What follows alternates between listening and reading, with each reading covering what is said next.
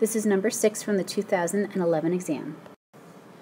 So we are given a function, a piecewise function, and for part A we need to show that f is continuous at x equals 0. Well, we know our function is continuous if the function value exists, and it does. We get 1 minus 0, which is just 1. And we know that our function is continuous if the limit exists. So first let's find the limit as x approaches 0 from the left. That's 1 minus 2 sine of 0 again, which we already know is 1. And the limit as x approaches 0 from the right is e to the negative 4 times 0, which is 1, which means that the limit as x approaches 0 is 1. So we can say, that since f of 0 exists, the limit as x approaches 0 of f of x exists, and that f of 0 is equal to the limit,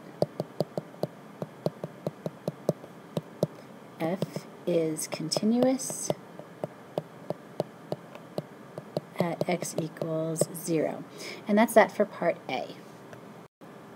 And now part B, for x not equal to 0, express f prime as a piecewise defined function.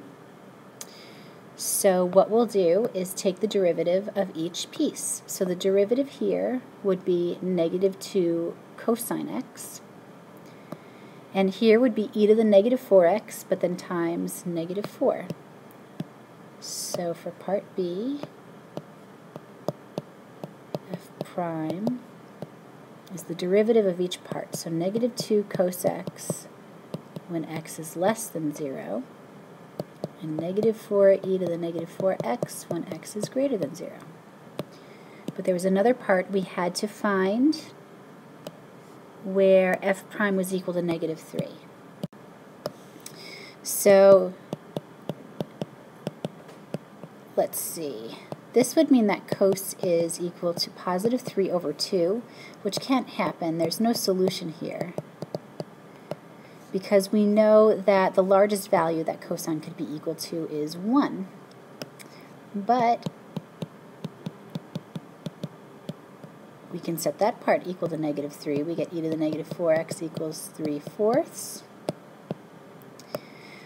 which means negative 4x is ln of 3/4, or x is equal to negative 1/4 ln of 3 over 4.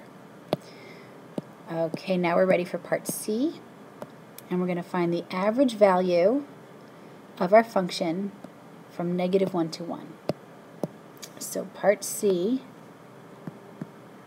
we've got 1 over 1 minus negative 1 times the integral from negative 1 to 1 of f of x. But we should really split that up because we've got two pieces. So this is 1/2 times the integral from negative 1 to 0, and that's of 1 minus 2 sine x, plus the integral from 0 to 1 of e to the negative 4x dx. All right. So this is 1/2 times the integral of 1 is x. We'll have plus 2 cos x, and we're evaluating this from negative 1 to 1, plus the integral of e to the negative 4x, which is negative 1/4 e to the negative 4x, and we're evaluating this from 0 to 1. So 1/2. We're going to plug in our limits, but here I made a mistake over here. This goes from negative 1 to 0, so negative 1, that should be a 0 up here, so let's fix that. Alright, so now we're going to first plug in 0 And we will have 0 plus 2 times the cosine of 0. Cosine of 0 is 1, so we get 0 plus 2.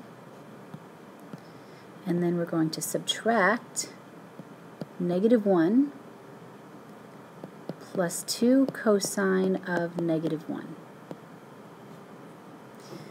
Now we're going to plug in 1 and 0 in here. So we've got plus. If we plug in 1, we'll get -1/4 e to the -4th minus a -1/4, and that will be e to the 0. Okay, it looks like we can do a little bit of simplifying here. We've got 1/2 times 0 plus 2 is 2. We'll have a plus 1 minus 2 cosine of -1. We still have this -1/4 e to the -4, but e to the 0 is 1, so we're just left with 1/4 as our last term there. Still 1/2 on the outside, but we can combine 2 plus 1 is 3, and 3 plus 1/4 is 3 1/4, or 13/4.